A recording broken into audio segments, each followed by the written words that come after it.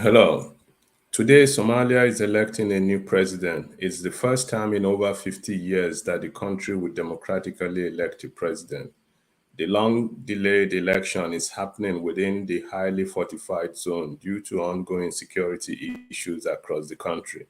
Only 229 delegates will elect a president out of the 39 candidates in a country of 15 million people. Clan elders who favor male allies chose these delegates, making it difficult for young people and women to get adequate representation in the House of Delegates. Still, despite its imperfection, this election is important for the African continent because it will signal the beginning of a healing process for a country that has been Africa's poster child of a failed state for half a century. With more than half of the country under the control of the terrorist group Al-Shabaab, a successful election will strengthen the democratic process in Somalia and create an enabling environment for the rebuilding of the country devastated by years of war. Neighboring countries under pressure from Al-Shabaab and dealing with a never-ending influx of Somali refugees will also get relief. If Somalia can rise from the ashes, so can many African countries teetering on the verge of being failed states. The governor of Sokoto State in northwest Nigeria has imposed a 24-hour curfew after a day of protest and riot that broke out following the death of a student, Deborah Samuel. Irate youth lynched the student on Thursday at the Shehu Shagari College of Education on the allegation that she blasphemed Prophet Muhammad. Protesters marched to the palace of the Sultan of Sokoto, where security officials dispersed them with tear gas. They then attacked churches and businesses of Southerners as they demanded the release of the alleged killer of Deborah Samuel.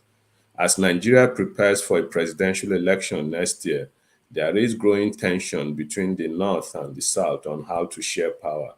Adding a religious dimension to the mix is a recipe for disaster. I am Chido Numa. It's 8:30 a.m. in Vancouver, British Columbia, Canada.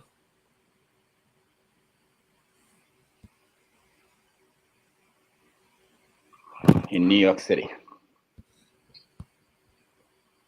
It is 4:30 p.m. in Nigeria. It is 6:30 p.m. in Mogadishu, Somalia. Wherever in the world you are joining us, welcome to another edition of 90 Minutes Africa. On our show today, we have Moses Ochonu, one of Nigeria's leading public intellectuals. Ochonu is an academic, historian, and a professor of African history at Vanderbilt University, Nashville, Tennessee, USA. Professor Ochonu, welcome to the show. Thank you. Welcome to the show. Thank you for having me, Rudolph. It's a pleasure. All right. So we start with the incident that happened on Thursday in Sokoto, where a student was murdered by people who said she blasphemed against Prophet Muhammad. What is your take on that incident? Well, I think it is fitting that we start by saying that such barbaric killings should not have a place in the 21st century. Whatever the provocation is, whatever the excuse, this type of killing offends our sense of decency and our sense of humanity on many levels.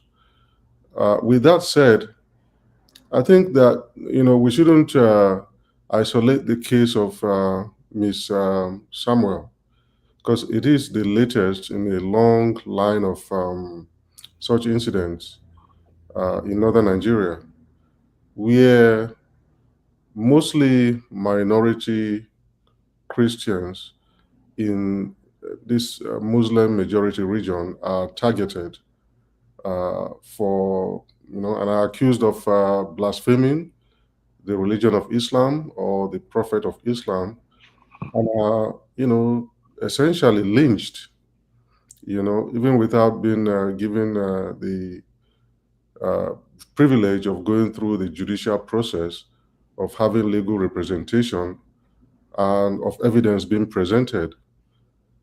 It has to be said also that it is not only Christians, however, that have been targeted in this new effort on the part of certain segments of the Muslim majority population of northern Nigeria to enforce what they regard as respect for the Prophet of Islam. Certain Muslim intellectuals and dissenters, and you could call them insurgents, have also been targeted. As we speak, there is a person by the name of Bala Mohammed who is languishing in a prison somewhere in Kano, I believe, who has been on trial for blasphemy. There was the incident of a young man who we now know was mentally challenged, who was lynched in a part of Bauchi State, also on accusation of blasphemy. The other thing that needs to be said is that in many of these cases, from the case of Gideon Kaluka in the 90s in Kano, to the case of the youth copper, a Christian youth copper who was also murdered in Bauchi or Gombe, and then to the case of the woman who was murdered as well for blasphemy again in Kano a couple of years ago. In all these situations, or in most of them, I should say, we never get to actually even see the evidence. So the accusation of blasphemy is never proven. Obviously the accused are never given an opportunity to defend themselves. And so it could very well be that some of these people have been lynched and murdered in a gruesome fashion simply on a mere accusation of doing something that probably they didn't do. The last thing I'm going to say here is that it is also quite interesting because you have to connect it to the larger issue of Christian minorities in northern Nigeria, where these people live in the Muslim majority region, and they have to keep constantly look over their shoulder because you don't know, as a Christian minority living in northern Nigeria, what you will say, what you will do, how you will compose yourself.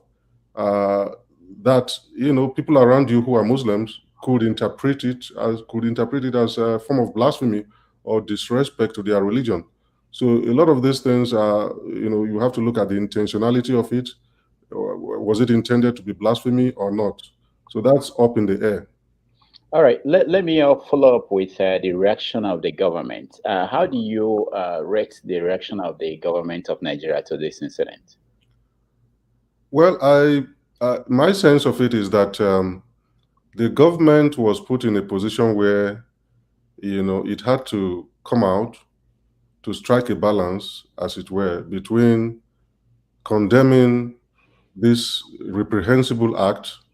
I think most people will agree that this was just beyond the pale, what happened to Miss Samuel. So the government had to condemn it.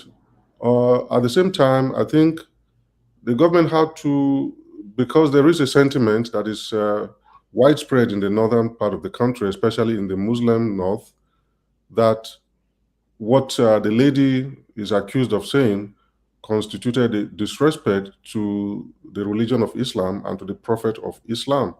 So the government also had to, in a way, pander to these sentiments or accommodate these sentiments in its reaction.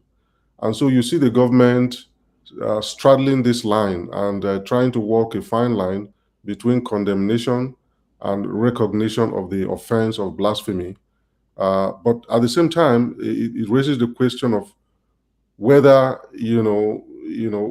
why the judicial process was not allowed to take its course, why people would take the law into their own hands. So I would have loved a more forceful statement and reaction from the government that not only condemns the killing, but also makes the case as strongly as possible that people should not, under any circumstance, take the law into their own hands, but should rather wait for the judicial process to unfold and to resolve some of these issues. All right, Chido, you have a question for him. Chido, your audio is off. Just to follow up on the question of law and order, and it's not just necessarily the northern part of the country or the attack on by Muslims on Christians. There is a sense in which we live in a society that has very scant respect for law and order. I was having a conversation with someone and just reminded them that I'm not sure since the return to democracy in 1999 has the Nigerian police has not been able to secure a conviction of murder. Looking at it from a historical perspective, from what you understand about the Nigerian state and its capacity, how do you address that beyond just the question of one sect against the other? Is there a bigger picture here of a state that is near collapse and has, completely just gone off the rail in terms of its ability to maintain law and order? Well, thanks for that question, Chido. I mean, that's a fantastic question, and I think you're right. On one level, the Nigerian government has demonstrated a disturbing, lack of capacity to extend its authority and to extend order to all parts of the country. There is a crisis of what political scientists like to call governability. In other words, there are just too many spaces in Nigeria that are ungoverned or poorly governed or poorly controlled, where places where, in fact, the people do not see the signs of government, the signs of governmental control. And that is one layer of the problem for sure. Some of that problem connects to the problem of policing generally, where, this has been said by many people. We simply don't have enough police personnel to cover the territory of Nigeria. And with the ratio, I believe, of a policeman to the number of Nigerians is abysmal by global standards. So certainly that's one layer of the problem. But the other part of the problem that probably doesn't get talked about as often is that, the problem, you don't have a culture of consequence for wrongdoing. And if you don't have that, any society that does not have that, you are going to have an escalation of crime, an escalation of wrongdoing, an escalation of violations of law. It's a drip situation, and it builds up. If someone gets away with something, someone does something egregiously bad, gets away with it, it's a signal to other people that they can get away with similar types of wrongdoing and violations. It's also a message to that person who committed the original crime that, look, you can go right ahead and do the same thing again, and nothing will happen to you. You won't have to face any consequences. And so that's a huge part of the problem. And that problem is a political one. It's a problem of a lack of political will. Because even if you cover the entire geographical space of Nigeria with policemen and you're able to enforce your authority, you're able to cover all the space, you're able to police everywhere, if the state lacks the will to punish offense and to punish wrongdoing, then you are going to have an exacerbation of the problem. You are not going to have the problem dissipate. So I think these are the two-pronged, this is the two-pronged way in which I look at the problem. The problem that you outline in your question is a big one, but also we need to take a look at the culture of consequence or the lack thereof. Okay, still on the issue, sorry, Rudolph, before you come in, talking about the states and its lack of capacity thereof, I looked at the mob that has continued to go on rampage in Sokoto State in the last few days, and you see young people who ordinarily should be in school, or teenagers or adults who should be working and so on.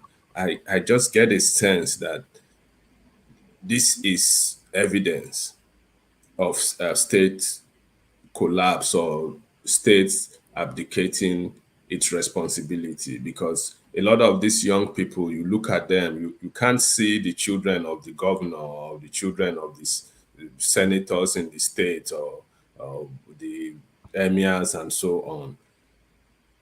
Is there a sense that we have failed, that the state has failed these people, and that's why we we have this situation on our hand? Is it something that's of concern to you?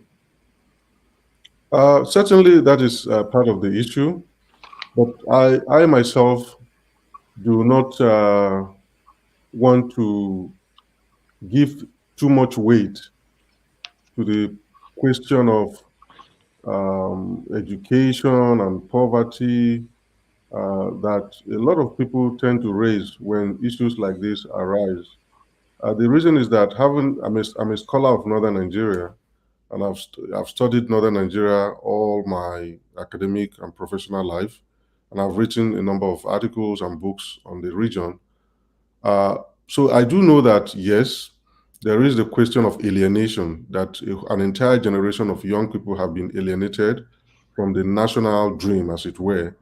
In other words, they have no opportunities for upward socioeconomic mobility because they don't have an education, a secular education, they don't have any skills.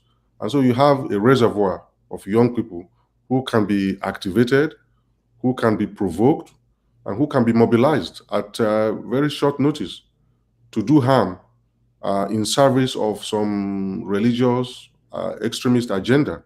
So you do have that problem.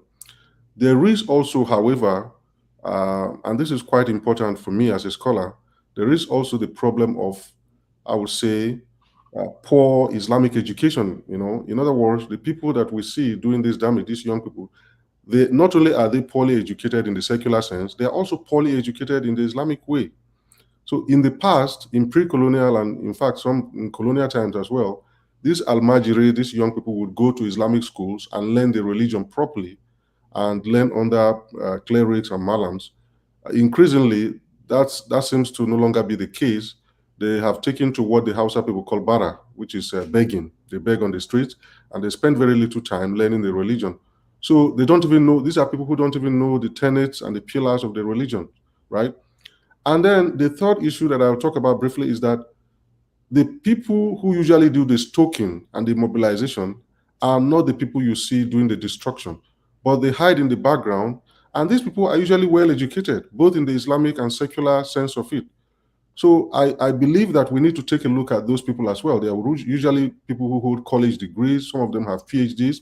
If you look at the tweets that have come out in support of the lynching and in defense of the actions of the people who did the killing, some of the tweets have been issued by very well-educated people.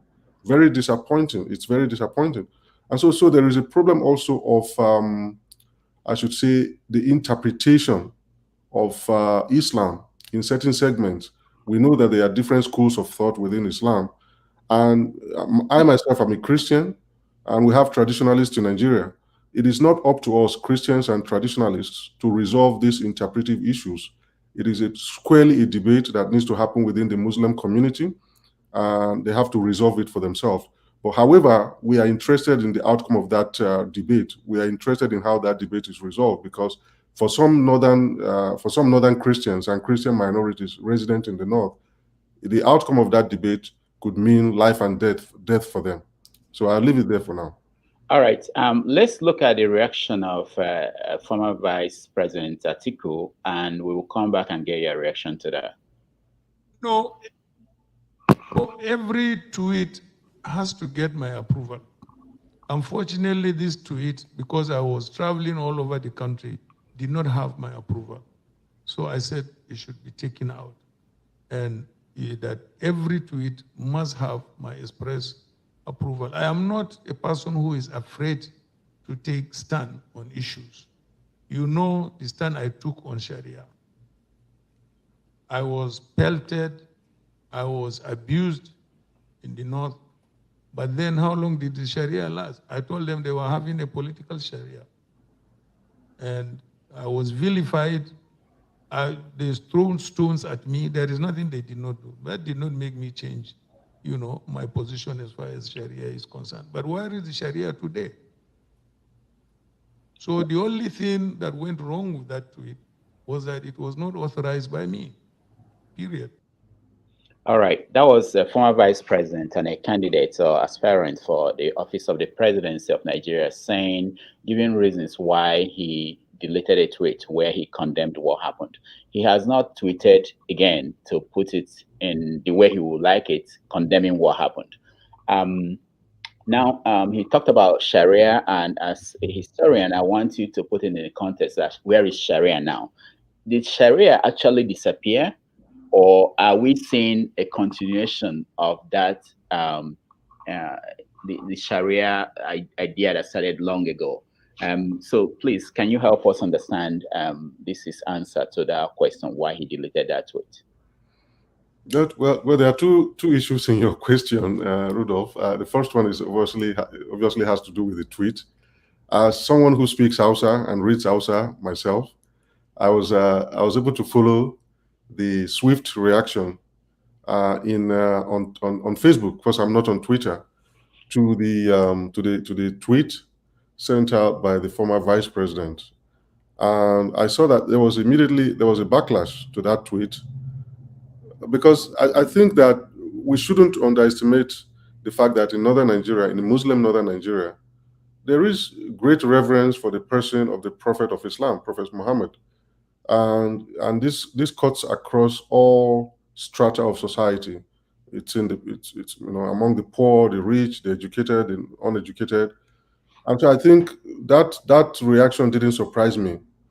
It was very swift, it was very pointed, and something, the vice president and his team scrambled, and they had to do something, because people were already saying, "Oh, we won't give you our vote. We will campaign against you.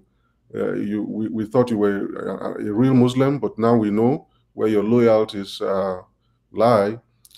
And you have a person, the former vice president, who is already within northern Nigeria. For some of us who study the region and who know the political arena very well, is somebody who is already stereotyped unfairly, in my opinion, as somebody who is not sufficiently Muslim and who is not sufficiently loyal to a certain political imagination, to a certain ethno-religious culture in the region.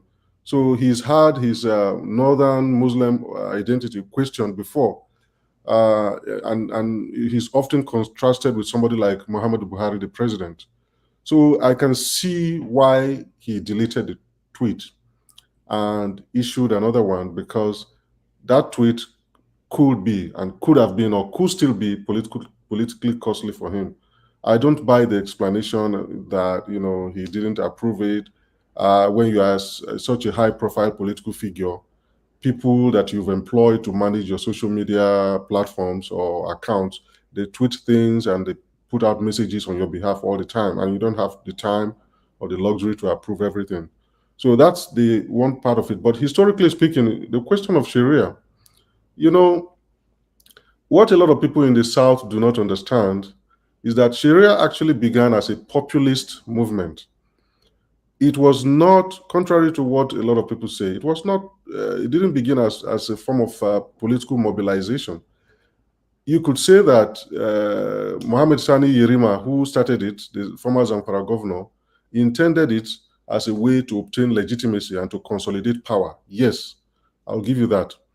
But there was a groundswell of grassroots momentum building towards Sharia, in the sense that whether you agree with it or not, people at the grassroots, especially the poor, the Talakawa, they felt that Sharia could restore justice in society, could do away with social injustice, could do away with inequality, could bring about a better, a more equal playing field, right? And could bring about a sense of morality, and could stamp away vice, and so on and so forth. Maybe it was naive. In retrospect, when you look back, it was naive, because the implementation of Sharia became very hypocritical. Only the poor were punished for crimes, and the rich simply circumvented the Sharia edicts or the Sharia laws. None of them was tried for any offenses. None of their children was tried, in spite of sometimes public violations of Sharia laws and Sharia prescriptions. And so it quickly unraveled, right? Sharia quickly, at the political level, it quickly unraveled. And so now the situation is that neither the poor nor the rich believes that Sharia holds the key to societal rejuvenation or restoration. I think that phase is gone. What you see now is just moral enforcement, moral vigilantism. This Sharia police in places like Kano going around and destroying bottles of beer and raiding brothels and so on and so forth. So Sharia has degenerated to that level. It no longer has the force that it was intended to have, because I think people quickly realized that the rich, the elites of northern Nigeria, the Muslim elites, did not intend to implement it faithfully, but rather that they used it to consolidate their power, to appeal to the masses and to gain political support. So that's the state of things at the moment. All right. When we come back, we are going to take a small break. When we come back, we are going to put the whole thing in the context, historical context, and of course, to connect it to the election coming up. But let's not forget that people actually suffered yesterday. People were in very stressful situation as a result of the reaction, the protest that happened in Sokoto. People rising up to say that the people that were arrested, 2 of them, should be freed. Let me play some videos of some of the people who were under stress and their reactions. We'll be right back after that.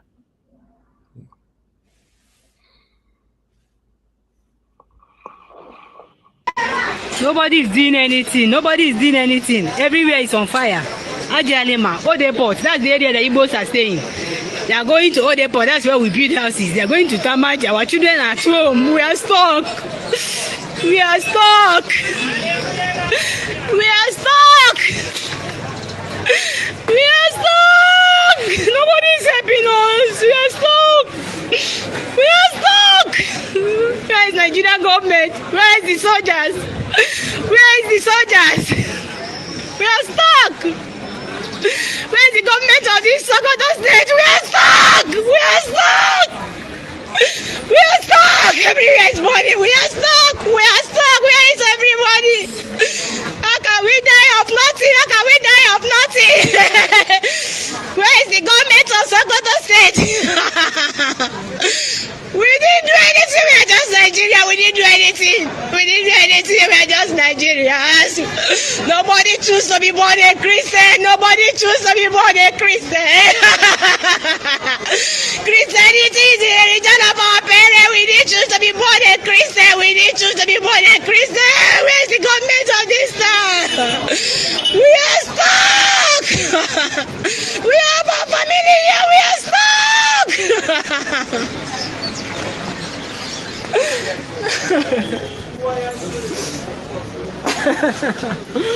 are stuck. We are stuck. We are stuck. Even now, back on us on the house, Nenu zinc. Now, even with their people. I see people. That's what we did. I did tell you, say they don't. See where we did. See now. Everybody just they find your own way on top of zinc. Since morning, minutes we know even show face. Since morning. Wow, this country don't tire. All right. This a little bit of the sounds. I know people have seen where police were confronting the protesters. Now, Professor Ochonu, let me let's go historical and try to understand this beyond this particular incident, because a lot of people have said this is about blasphemy and it's unacceptable, and some Islamic teachers have come out to say it's not a reason to kill anybody. But this is not how it started. There was an incident in 1953 in Kano that people consider as the first riots where people were killed in northern Nigeria, in today's Nigeria. Can you give us your understanding of what happened, what led to that incident? Well, in the 1953 incident, was something that pretty much put a strain in the social and political fabric of this country, because I think it started this pattern of distrust between the different regions of the country. It established a culture of suspicion, between the different regions, between the elites of the different regions. And it happened because there was this debate about independence in the early part of 1953. I believe it was March, in the Nigerian parliament in Lagos. And a motion was moved for immediate independence. The northern Nigerian delegates felt that the North was not ready for independence. Simple as that. They needed more time to prepare for independence. The South wanted to, go for independence right away, and they wanted it. They wanted a 3-year timetable from 1953 to 1956. The North wanted it at a later date. So there was a disagreement. It was raucous. It was quite heated, and essentially both sides walked away. And the motion for independence in 1956 failed, and that was the beginning of the problem. The northern delegates, there are so many different versions of this story, quite frankly, but the most dominant one is that the northern delegates, on their way back from Lagos, were insulted when they got on in the train. They were pelted with stones in some versions of the story. They were insulted, they were called names, and this left them embittered. And when they got back to Kano, they started mobilizing, and they made a series of demands, and they wanted, in fact, they wanted to secede. They said, if the South doesn't accede to our demands, then we will secede from the rest of the country. And one of the demands was regional autonomy, which is quite ironic because today, the region that is most opposed to the question of regional autonomy, resource control, and related questions around the logic of restructuring is the North.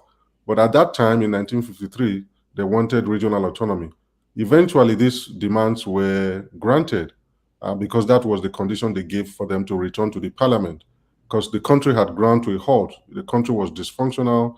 And so, essentially they had their way.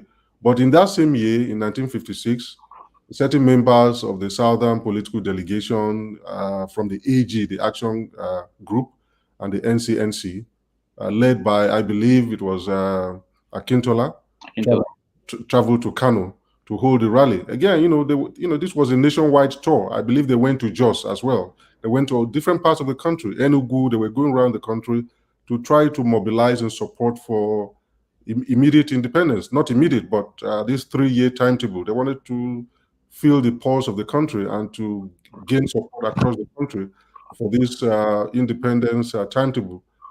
This was seen by the northern political elite, especially those of them in Kano, as a provocation, as an act of provocation, especially the decision to hold a rally in Kano.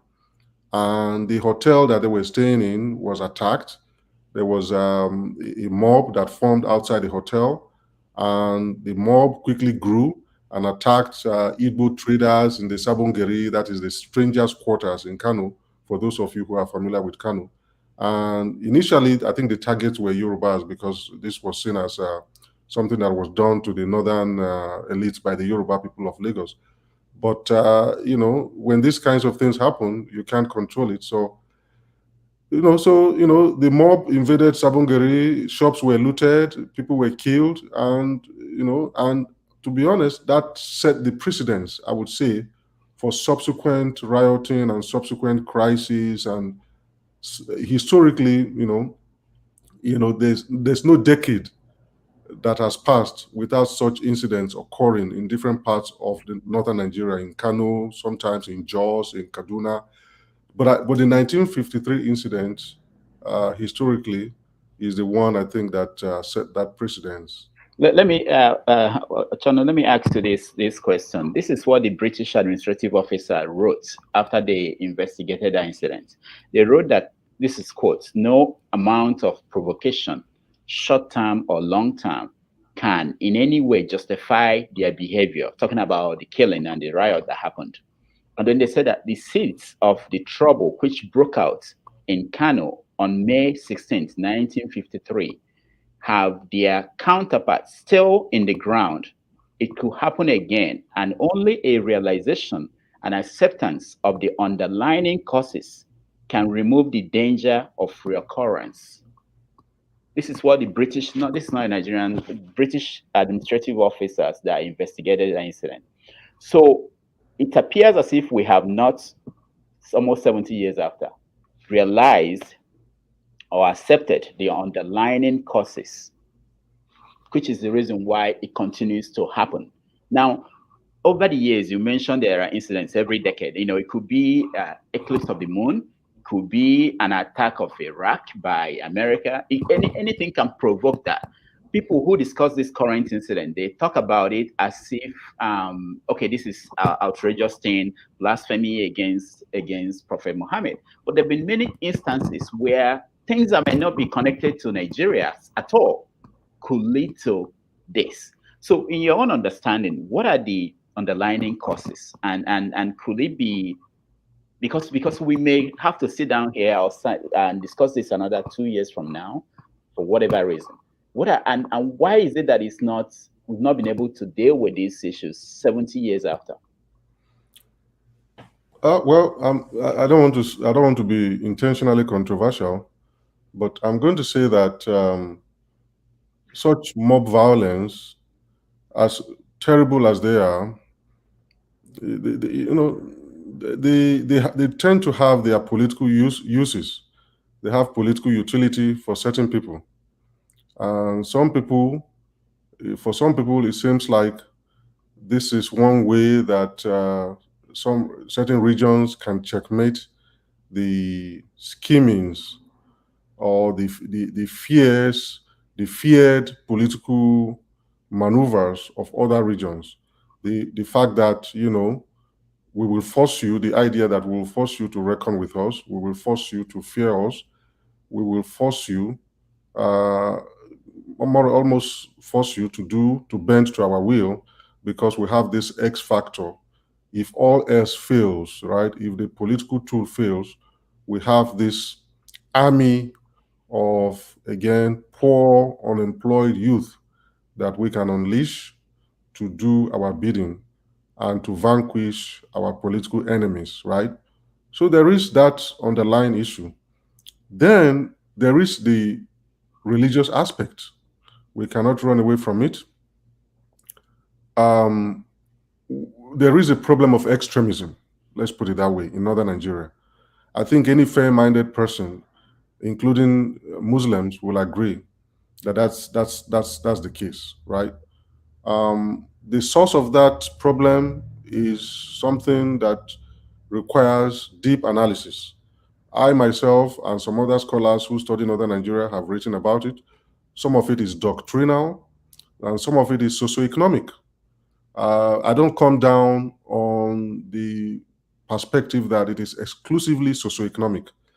I believe that there are certain doctrines and certain ideologies that have made their way historically into northern Nigeria, but that there are also certain strains of ideologies and religious doctrines that are also homegrown, that have been left to fester and to thrive, and that now we are paying a huge price for not doing something, for not countering those ideologies, not countering those religious interpretations, those extreme religious interpretations. We've allowed them to fester for too long, and they've come back to bite us in the behind. And I stress again what I said earlier on: the task for countering this extremism is not for people like me. It's not for Christians.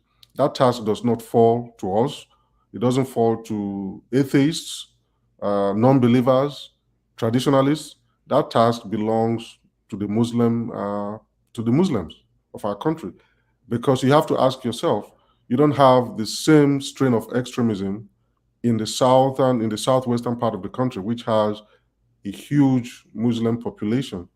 And so I do believe that it is rooted in many factors. It is not something that can be reduced to one factor. The question of extremism, as long as you have that extremism in place and it keeps getting transferred from one generation to another, right, and people keep getting indoctrinated into it, you are going to have something that is there that can be triggered by, like you said, something happening thousands of miles away, or some natural phenomenon, right? And I mean, it's going to be It's going to be, it's there, and it has to be addressed, And again, let me say this. This is very important. That's the last thing I'll say on this question. I think it has to be addressed also because some of this extremism conflicts with our ideal of nationhood, conflicts with our constitution. So when there's a clash between our secular constitution and how people want to live their life, maybe some people prefer a more theocratic type of state. You do have to find a way, a platform to discuss these issues and resolve them, because obviously, this contradiction is what is leading to a lot of this crisis.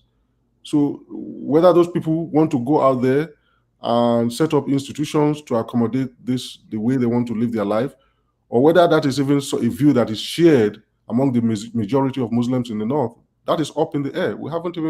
But we can't resolve this issue by shying away from it, because it's there. All right. Chido, you have to turn on mute. Thanks so much, Professor Ochonu. You touched on the ideals of nationhood, and I'd like us to look at the big picture here. So beyond what happened a few days ago, we could talk about the decapitation of a military couple in southeast Nigeria not too long ago. We could talk about the burning of homes of farmers in the north central part of Nigeria. We could talk about what's going on in Kaduna, where villages are raided overnight by herders or God knows who. It's like we swim in tragedy. Every day there's one tragedy or another in some part of the country. I'm talking about the question of nationhood.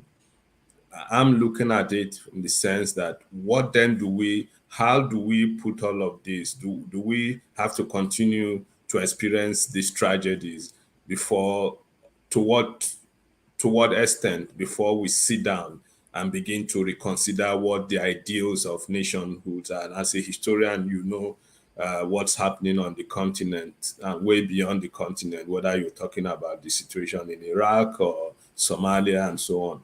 What then do we need to do to deal? Because I think as much as we hate what happened, it's an isolated case in the sense that there are other things that are happening every day that are equally as tragic. How then do we deal with all of these tragedies in a sense that seek to address that question of the ideals of nationhood? What has to be done? Well, the number one thing that has to be done, Chido, and that's a fantastic question as well, because it goes to the heart of all of these issues that we've been discussing, because a lot of these issues have quotidian dimensions to them, but at the heart of these issues are more structural issues, right? So I think what do we do? The first thing that needs to be done, in my opinion, is to get rid of this nonsensical notion that Nigeria is a finished product, right? No nation is a finished product. And the other aspect of it is that we need to do away with this elite notion that somehow Nigeria's unity or whatever, however they articulate it, is non-negotiable, right? I've seen various iterations of it. They say it in multiple ways, but it all amounts to the same thing, in my opinion, which is this tyrannical way of saying, look, get on with the program. If you have a different opinion, if you have different sets of aspirations, if you have different anxieties and fears, and if things are not working, if the country is dysfunctional and going down the drain, well, tough luck. Just accept things the way they are. For me, when I hear people say those kinds of things, that's how I interpret them. And that's how most Nigerians feel as well. We haven't given enough space for dissent, for people who want to live in a different kind of polity. We haven't given enough space for us to talk about our differences that are not manufactured. They are there. There's this escapism in Nigerian political discourse that pretends that somehow that the country is so divided because the economy is not doing well and a lot of people are poor. I personally don't subscribe to that perspective. I believe that structurally the country is defective. And so when you see things happening across the country, whether it's IPOP, the IPOP separatist movement, whether it's the separatist movement in the Southwest led by Sunday Igboho and other characters out there, or whether it's the crisis in the Middle Belt, the armed herdsmen crisis in the Middle Belt of the country in central Nigeria, or whether it's Boko Haram or the bandits in the Northwest or and the Northeast, you are essentially you are confronted with a very tough question, which is this country functioning? And the hard truth is that it is not. And when you have a household, let's look at it from the metaphor of a family. If you have a family, a household, and there's crisis in the household, what you do is you convene a family meeting and you talk about the issues, and you don't say, well, we can talk about this issue, but we cannot talk about the other one. We cannot, this is non-negotiable. This is a no-go area. You can't. No, you talk about all the issues and you see how you can resolve them, and you talk about your differences, you give and take, and then you come up with a document, some type of agreement, a framework on how to live together peacefully going forward. If that framework involves some type of separation or some degree of separation, so be it. If that framework involves people making structural changes to the family unit, so be it. So I liken our predicament to that of a family in crisis. And a family in crisis doesn't have the luxury of taking certain issues off the table of discussion and negotiation. We have to have the tough conversations. There's no two ways about it. There's no avoiding it. So that is my own take on it. That is what needs to be done. First, we need to get rid of this notion that Nigeria somehow is settled and people should just accept it the way it is. No, people are not going to accept it the way it is because it doesn't cater to their aspirations. And quite frankly, there are too many of these aspirations, divergent aspirations, and we need to reconcile them. If you go to the north, their fears and their anxieties are different from the fears of the Igbo in the southeast. If you go to the south, their own fears and anxieties and aspirations are different. If you go to people in the middle belt, they have a different set of fears and anxieties, right? Maybe their fear is the fear of being overrun by herders, like you said. If you so we all have all this, so we need to come together and talk about them in the spirit in the spirit of give and take, in good faith. Really, we need to demonstrate a good faith effort to resolve these questions. Okay. So just one quick follow-up here. If people are not willing to negotiate, as terrible as the situation is, what then is your prognosis? How much longer do you think we can contain these tragedies as a nation? As a Nigerian, and as one who loves the country, it pains me to say this, but it's the law of nature. Something has to give, right? That's what the Igbo people say. Something has to give at some point. You cannot keep avoiding the issue. You cannot keep trying to escape the issue and hope that somehow magically things will fix themselves, right? It just doesn't happen that way. At some point, the country would either explode or implode, right? So one of those two things will happen, and we don't have a lot of time left. The country is comatose. The country's economy has virtually collapsed. We have a crisis. We have so many parts of the country that are ungoverned spaces. We have different types of centrifugal movements and separatist movements and insurgent movements that have essentially taken over many parts of the country. Do we have to wait until they take over Lagos or Abuja, before the political elites get the message that we need to resolve some of these issues? I don't think so.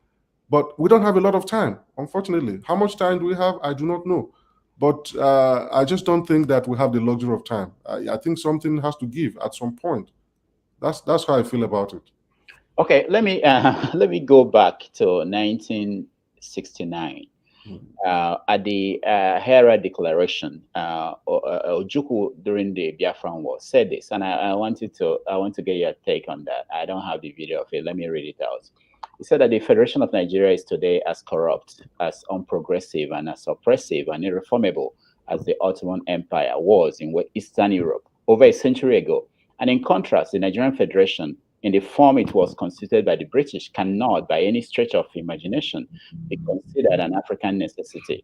Yet we are being forced to sacrifice our very existence as a people to the integrity of that ramshackle curation that has no justification, either in history or in the freely expressed wishes of the people. Now, as a historian, let me ask you, you share this sentiment, and is Nigeria an African necessity? Does it have any justification in history or in the freely expressed wishes of the people? Because in a week like last week, most people get back to that point where they have these questions and they ask themselves, is it worth it? Well, Ojukwu, I have to respect Ojukwu's erudite articulation of the problem there in that passage you read. However, let me say this. No nation is a natural phenomenon. No nation on earth was created by God or was ordained to exist as it is today by God, right?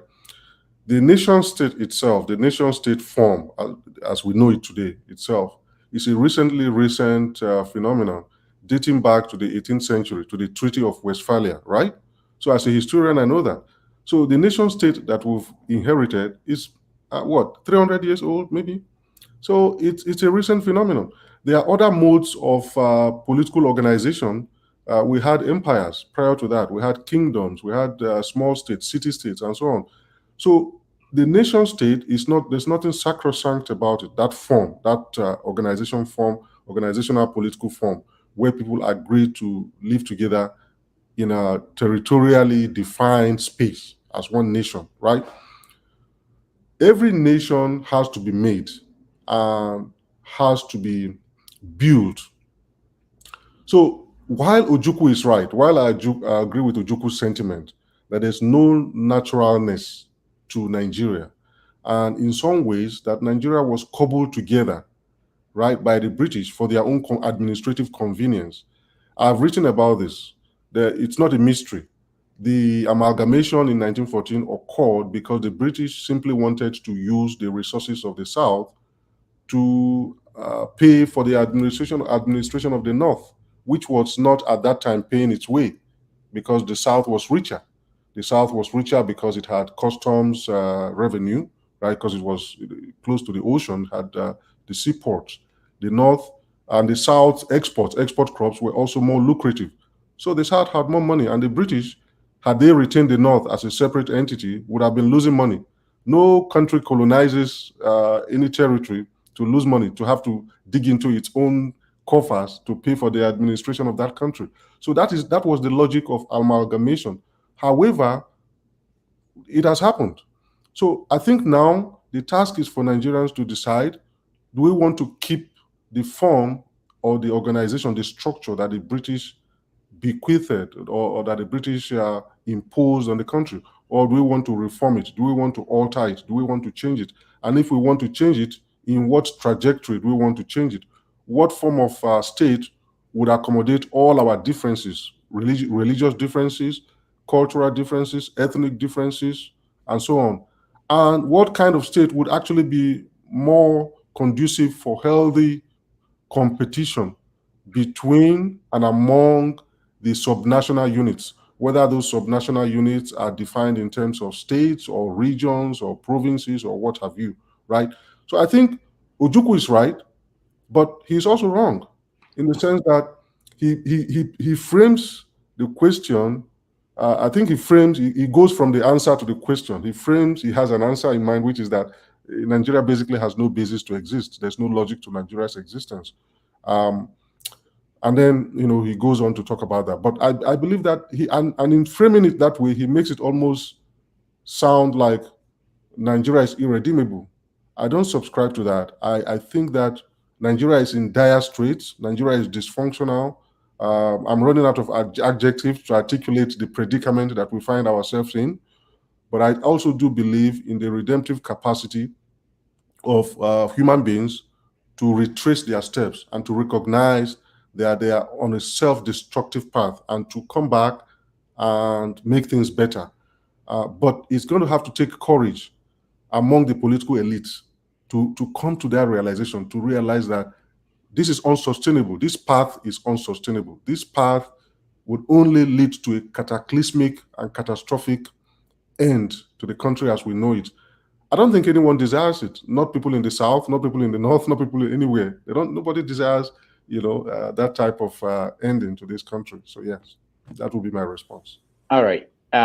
We will get people involved in the conversation in a few minutes, but let's get into the 2023 election because it's at the corner. And let me play this video and get your reaction about what people are talking about and how it's going to play out. The video I'm going to play is let's just watch it. You. We will lead Nigeria. We will lead Nigeria the way we have led Nigeria before. Whether we are president or vice president or whatever, we will lead Nigeria.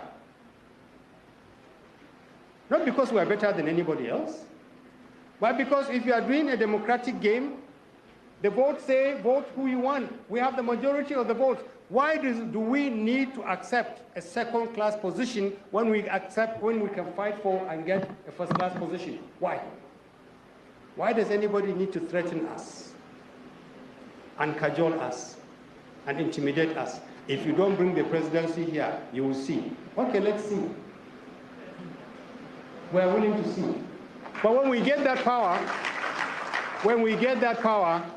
in the name of God, be humble, because power comes from God.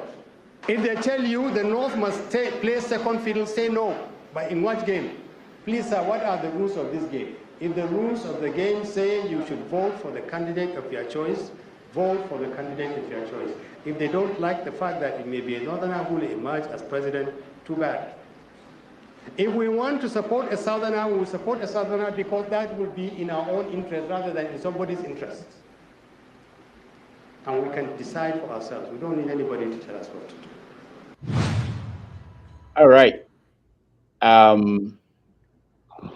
So this is a viewpoint that is common. Not everybody agrees to this, but it's very common. And in with this kind of position, how do you now have that conversation you talked about? How do you restructure the country? How do you begin? And what are the implications of this in the election coming up?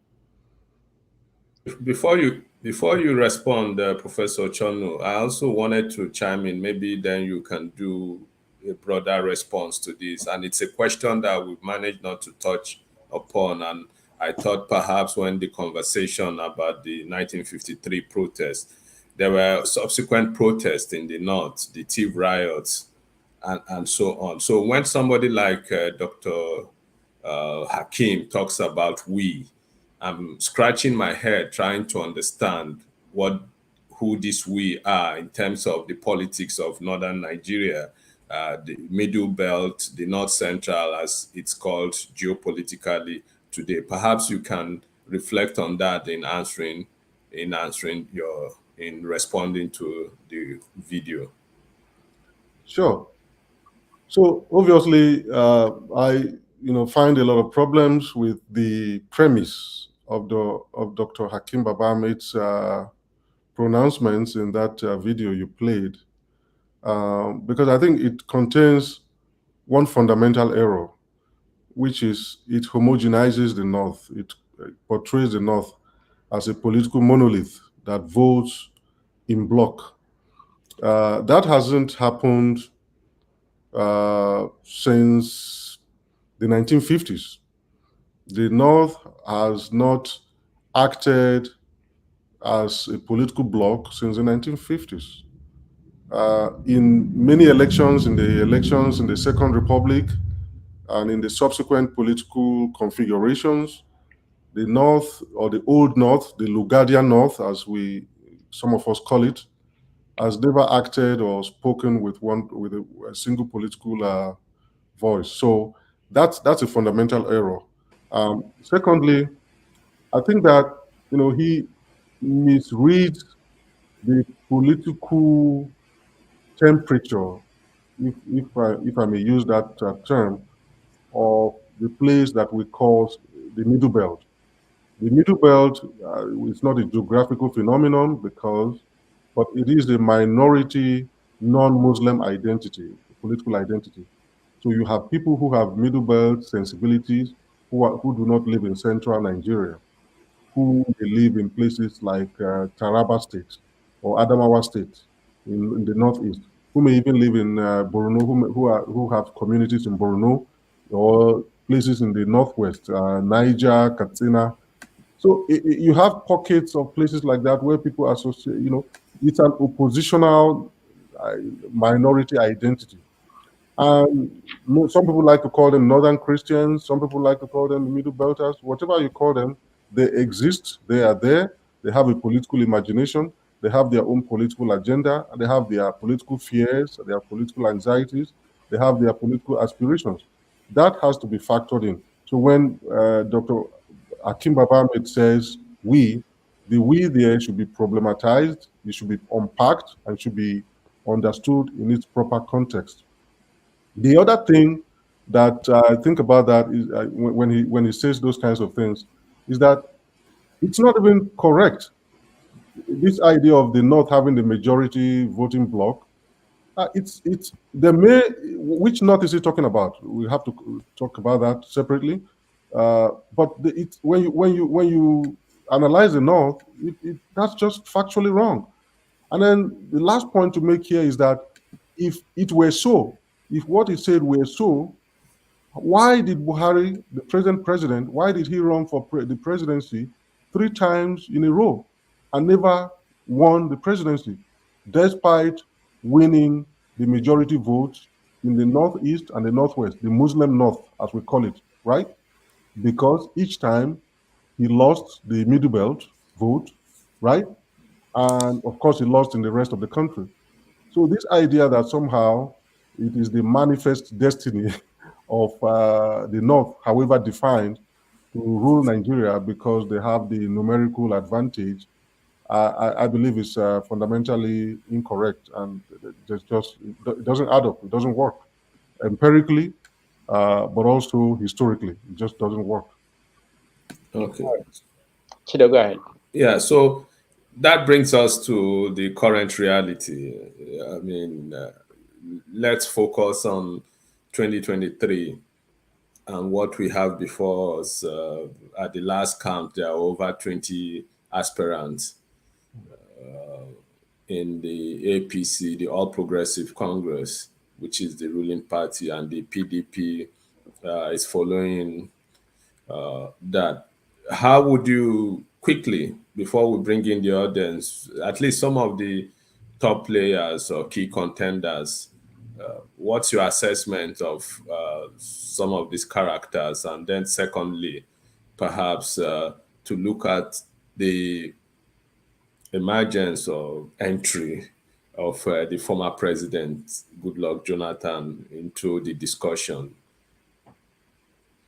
I find it quite interesting, as an interested spectator, as I like to call myself in this political events. It's unprecedented, the number of aspirants. And for me, what's more important for me to look at is that why the question, you have to answer the question of why so many people are aspiring to the presidency. And my cynical explanation that it's not like my cynical explanation or opinion, however crude and unrefined it may appear, is that the current president has cheapened the presidency and has made it clear that, first of all, anyone of any kind of intellectual or cognitive capacity can be president of Nigeria. And secondly, that you can be president and simply enjoy the perks of the office and not do the work and not get your hands dirty in terms of the quotidian requirements and challenges of the job. So for me, that's a cynical explanation as to why we have so many aspirants. I want to see how this unfolds. Obviously, some are serious contenders and others are not. What is worrying is that you don't see a debate that is inspiring. given where we find ourselves in terms of the economy, the security situation, the division, the mind-boggling, depressing division in the country, all of these challenges, existential challenges that confront the country, we don't find so many of the mainstream candidates talking about them.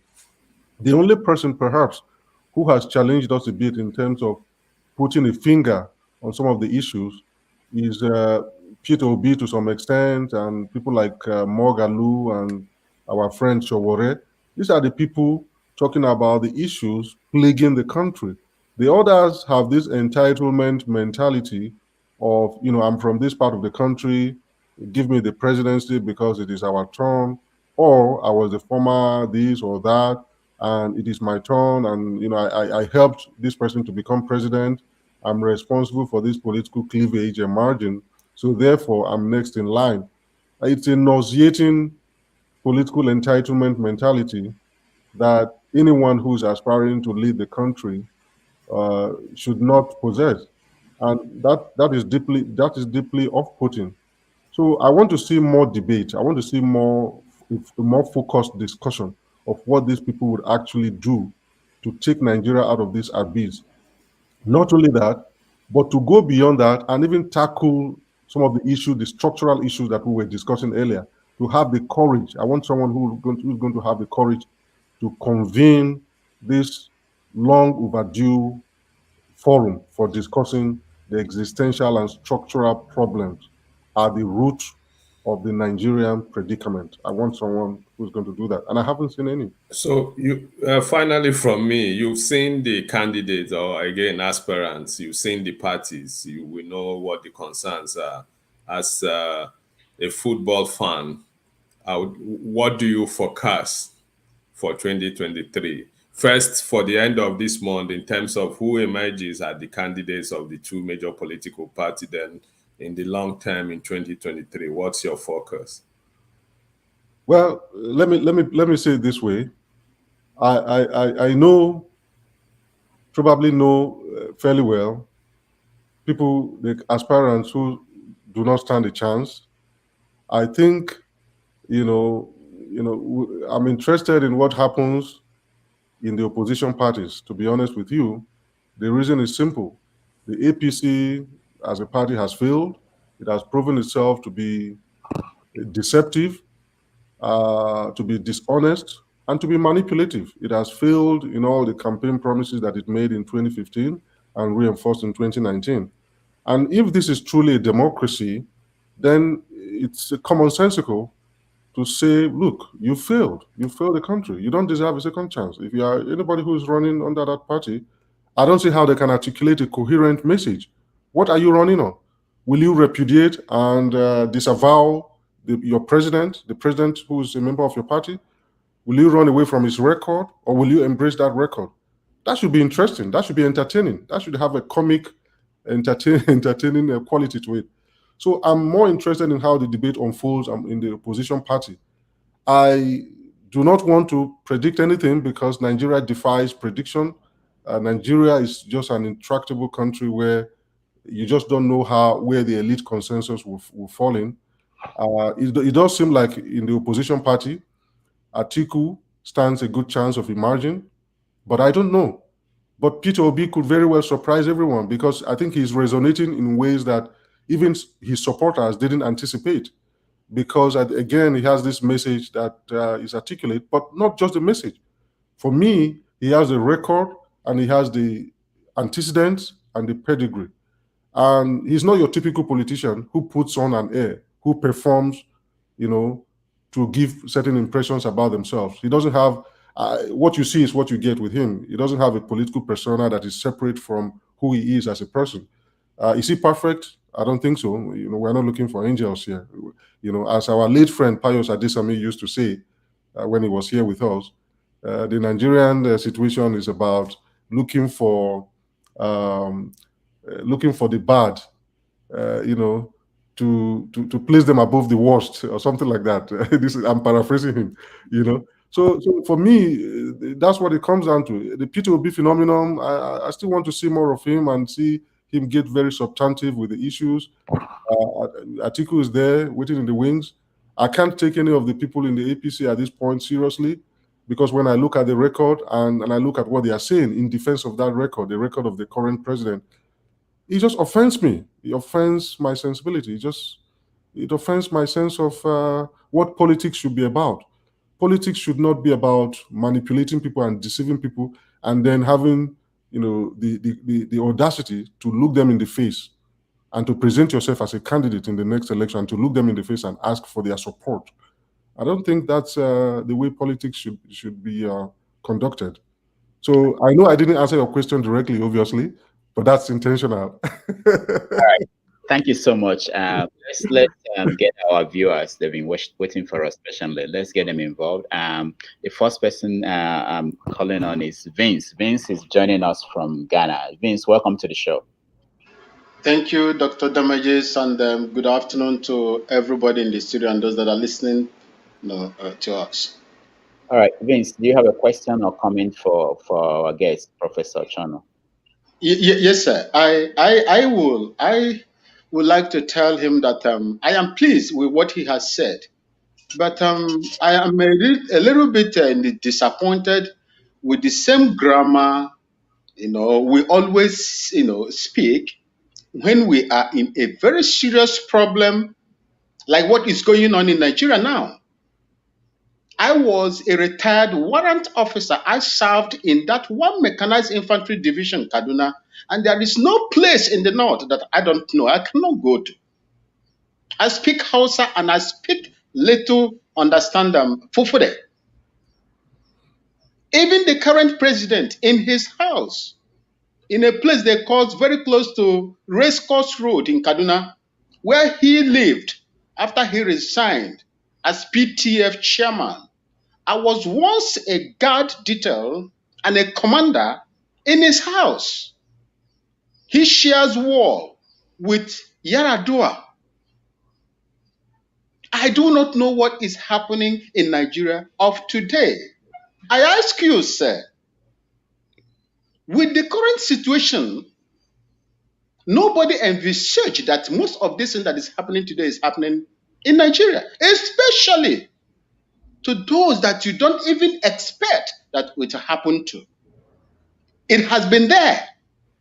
When I was there, the same thing happened, and the soldiers curtailed them immediately before it snowballed into a different thing. As I can tell you, to January 2000, when they introduced Sharia, so many people died.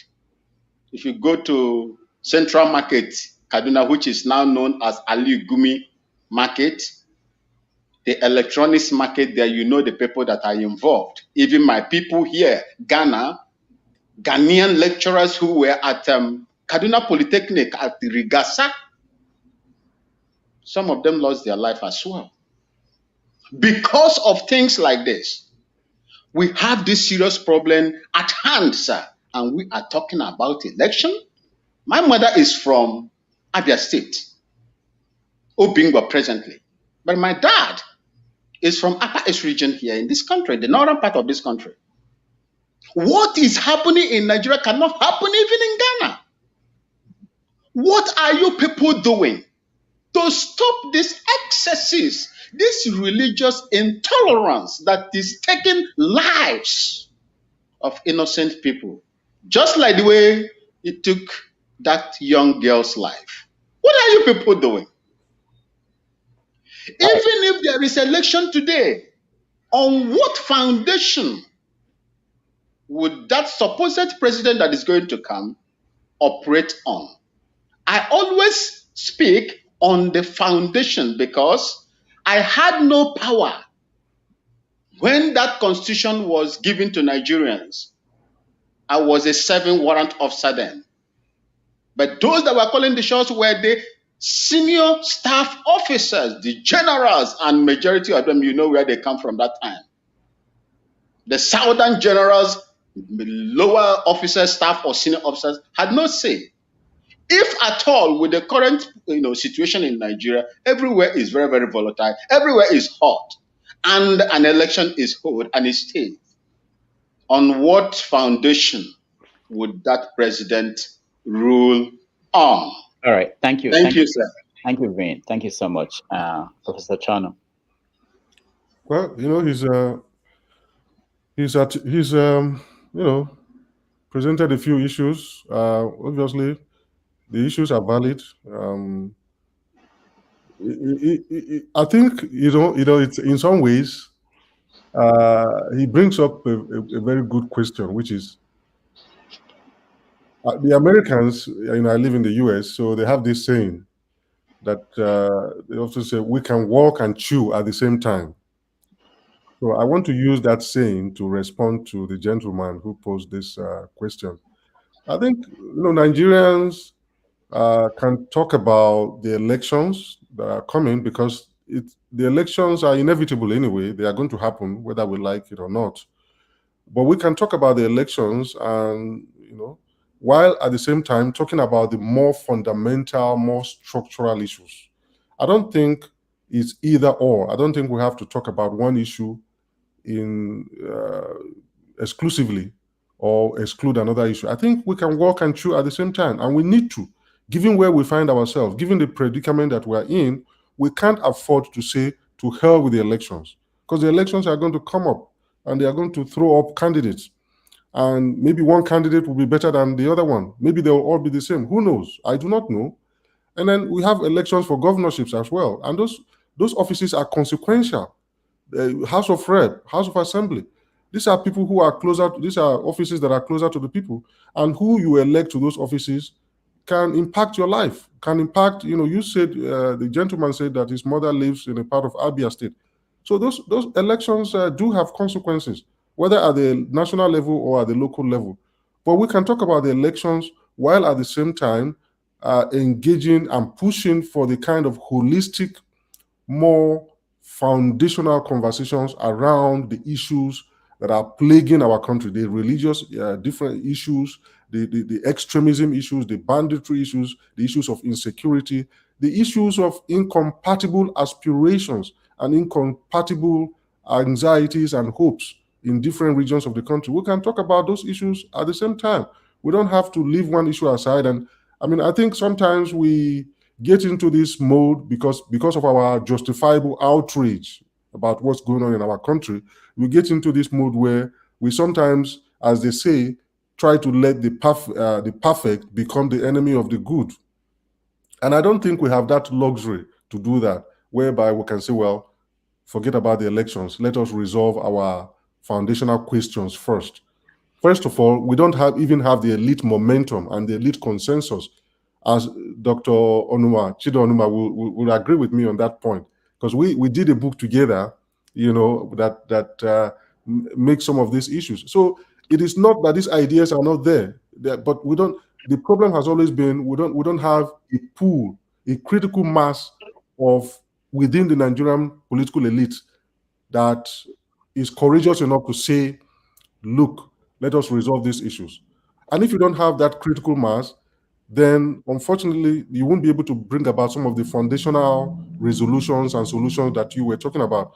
And so therefore, that leaves elections and the democratic process as the temporary mechanism for you to bring about any kind of incremental change in the polity, any kind of small change that you desire.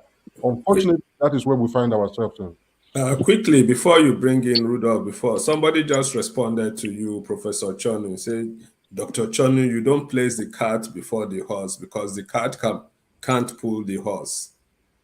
Well, let me explain that. What most people are saying, Professor, is that if you elect somebody, whoever you elect now as president, that they have to swear to abide by the Constitution of 1999, and that Constitution is faulty. It's the Constitution that has made it impossible, even for people who may want to change anything, to make any change when they get in there. If you think about all the things that Buhari promised to do, even the small thing, as simple as the fraud in the oil industry, he couldn't do it. Sometimes you may say that it's the will, but sometimes it's the constitutional limitations. So people are saying, how do you elect somebody, let them swear in to get them to be sworn in under that constitution and expect that they will turn around and change anything? Yes.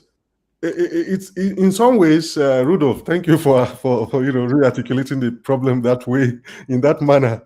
In some ways, it's a chicken and egg conundrum, right? That is basically what it is. It's a the old philosophical issue, which comes first. And I think that to the extent that, the elected officials, the political elites, they have a say in changing the constitution. Yes, we all agree on the need to change the constitution. We all desire a constitutional reform that changes the structure, fundamentally changes the structure of the country, so that certain reforms are possible, so that the president, whoever becomes the president, is not hamstrung, so that the regions are stronger than the center, so that people can take control of their lives, so that there's healthy competition among the subnational units, so that people can control their resources more, right? Rather than using it to sustain a central government that is tyrannical, that it stifles their dreams, that even kills their hopes. We all agree on that. But I think that as long as the elected officials, members of the political elite in Nigeria, have a say in that, they will continue to scuttle that. And unfortunately, we find ourselves, those of us who believe in these fundamental constitutional reforms, find ourselves in a position where we have to, whether we like it or not, engage the political elite. We have to bring them to our side. We have to convince them, because they have a say. It's not like we can just go out there and carry out these constitutional reforms as a citizen initiative, right? We can't do that. We still have to go through the constituted organs of state, unfortunately. So we find ourselves in what my American hosts like to call the catch-22 situation, where you still have to go through these institutions that you don't like, that I don't like, in order to build the consensus, to build the critical mass, to support the type of fundamental constitutional changes that we desire, that you and I desire. All right.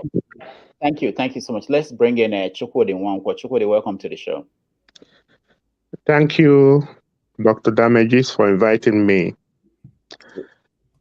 I do not like it when Nigerians say they love Nigeria. Prof Ochonu, how can you love something that's dysfunctional and destructive? If you love it, leave it alone. Nothing needs to change. And I do not agree with your premise that elections will solve the problem in Nigeria. What needs to change in Nigeria is mass action. And how do we achieve that? The academics need to come together and demand for change. What I see right now is politicking and double speaking. It's not going to get us anywhere. We have to take a stand. It is obvious you cannot unite oil with water. You cannot have a constitution that extols Sharia law. People give the example of Singapore. I've read the Singaporean constitution. It does not give any special privileges to Islamists. So as long as we keep going through this hamster wheel of electing what I call politicians, not politicians, politicians. How can someone run for an election when the nomination fee is several million naira? $1 million is $1 million in any currency. And finally, let me warn. Despite all our Nobel laureates and every academics backing Buhari in 2015, I said no to Buhari because I knew he wasn't going to perform. All right. And for those of us, one more thing, those of us saying that P2B will change things, P2B won't change anything because he doesn't have the strength. He doesn't have the moral strength and the conviction to change anything. We need to change Nigeria before things can move forward. Thank you. All right, thank you so much. Before you answer, Professor Ochonu, let me get Abubakar Aliyu, who just joined us, to also give you his question, then you can put them all together. We have less than 6 minutes left before we end the show. Aliyu, welcome to the show. Thank you. Okay. Well, I also wanted to contribute I was listening to the professor talking about history of the Almajiris.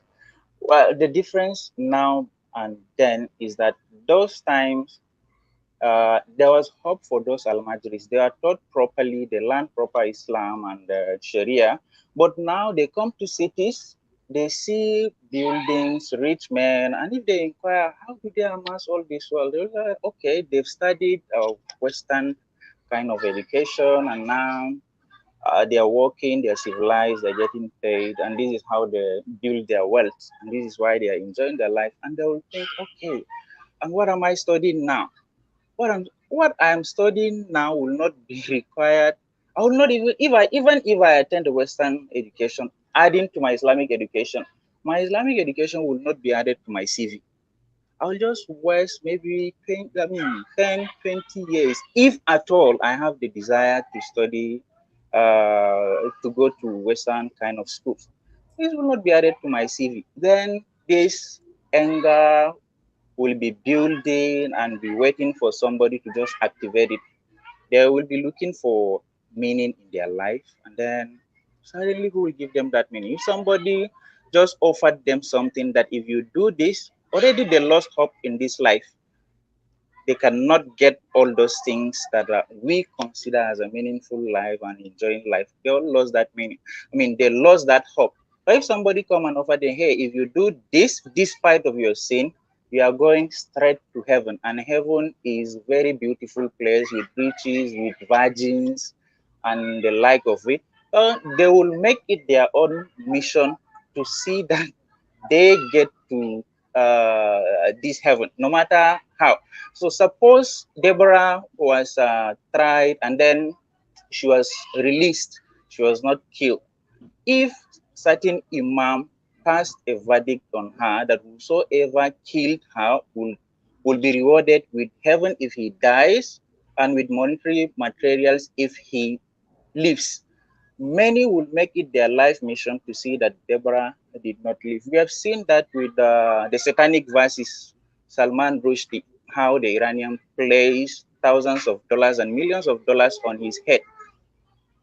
He has to be with securities all the time. And the way Muslims vilified him, this is what I'm saying. It is building, it is gradually building, and it is just waiting for somebody to activate it. They lost all meaning. This is the only meaning they have. And it is very terrifying, and the government is not doing anything about it. Even Jonathan, when he comes with the good intention of modernizing the Almajiri system, it is the Muslim in the north that stop it. Buhari came as a Muslim instead of him to find a way of modernizing it and accommodate those Almajiris so that they will be civilized, at least to what we consider civilization in the 21st century. He suddenly stopped it. Had it been somebody that is Christian that came and then stopped it, they will be accusing him that he doesn't like the Muslim, he doesn't like the Almajiri system, that is why he stopped it. But these people, okay, yeah, okay, thank you. You Thank can you. go ahead. You have almost out of time, like 2 minutes. Yeah. Thank you so much. We appreciate your viewpoint. Okay, Professor Ochonu, can you respond, please? Yes, to the first comment, I am just as skeptical about elections as instruments of foundational change in Nigeria as you are. So we're on the same page on that. I don't have high hopes for Nigerian elections, especially at the presidential level, precisely because we agree that the constitution, with all its problems, will hamstring whoever becomes president and would not let them do certain things that we desire. So let's get that out of the way. We agree on that.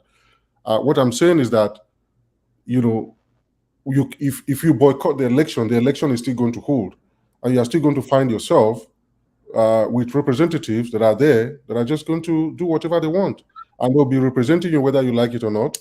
And so why not influence it in a certain direction where perhaps you can bring about some incremental change, and maybe you can let people into positions where you and I can now put pressure on them. Just like I said, you have to engage with those people, whether they are Igbo people in power, whether they are Yoruba people in power, Hausa people, Idoma people in power. You have to engage with those people.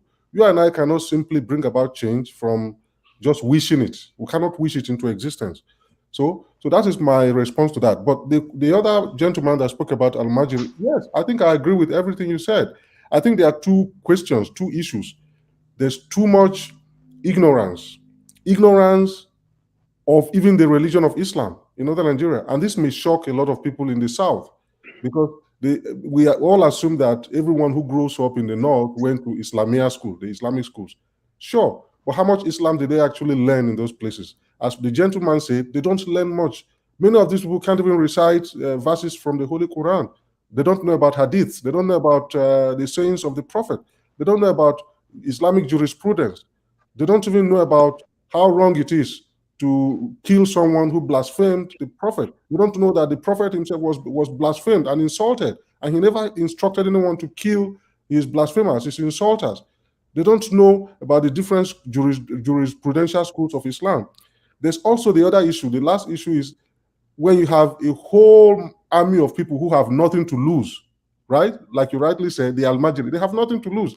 They have no hopes. They are poorly educated in the Islamic way, and they are also poorly educated in the secular way.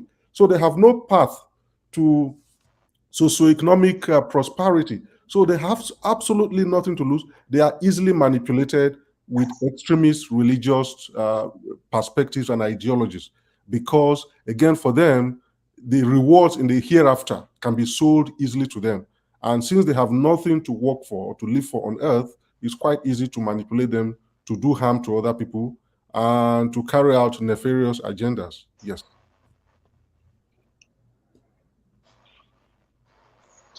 Chido, turn on your mic, Chido. Thank you so much, Professor Ochonu. We won't let you go without asking you about your latest book. We know you've written a lot of books, but if you could just spend the last 1 minute on the show, we are way out of time, to tell us a bit about emirs in London. Yes, I see it here. Emirs in London. It's a book I've been working on for almost 8 years, and finally it's out. It came out a couple of months ago, and it essentially talks about emirs from the 1920s to the 1960s who were traveling to London, Britain, on adventure and sightseeing missions, and they will return to northern Nigeria to publish about their adventures and about what they did in Britain, who they met, what they did. And they published this account in the Hausa language newspaper, Gaskia Tafi Kobo. Some of them published memoirs on their travels to Britain. And this is relevant for today's discussion, actually, all these questions we've been saying, because it shows, for me, it shows that there was a time in northern Nigeria when the Islamic traditional establishment wasn't against modernization. They were not against modernity. They were not against the West. You know, there was a time when the elites, the religious elites, the ulama and the emirs in northern Nigeria were actually quite favorably and positively disposed towards modernity and towards modern trends. And because many of them would buy goods and bring them to northern Nigeria, many of them would even try to replicate what they saw in Britain in their own domains, in their emirates. And so that, for me, is very important. It tells us that we should locate the source of this extremism. We should, the anti-northernist sentiment in northern Nigeria, it has a beginning somewhere, but certainly not between the 1920s and the 1960s.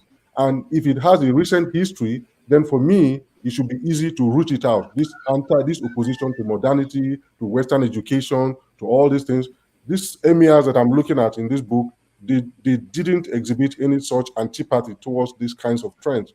So the recent history of extremism, of anti-Western education, it can be dealt with. That's the message of this book. Thank you very much. Thank you so much, and thank you so much, our listeners and viewers. It's been 90 minutes of excitement and engagement, great conversations. We look forward to having you some other time, Professor Ochonu, and our guests. We look forward to having you next week. We hope the conversation continues. Nigeria, we love Nigeria. Just to the fact that it's dysfunctional doesn't mean we can't love something. We love it. That's why we want to make it work. That's why we want to change it. So we look forward to seeing you all next week. Follow us on our social media platforms, Facebook, Twitter, WhatsApp, YouTube, on 90 Minutes Africa. Thank you all, and bye for now. Oh, thank you, Professor Ochonu. Thank you, everybody. Thank you for having me. Next week, we are going to have Dele Momodu, the presidential candidate, will join us, and we'll have conversation on his efforts to be the next president of Nigeria. So stand by, and thank you, everybody. Bye-bye. Bye. Thank you. Thanks.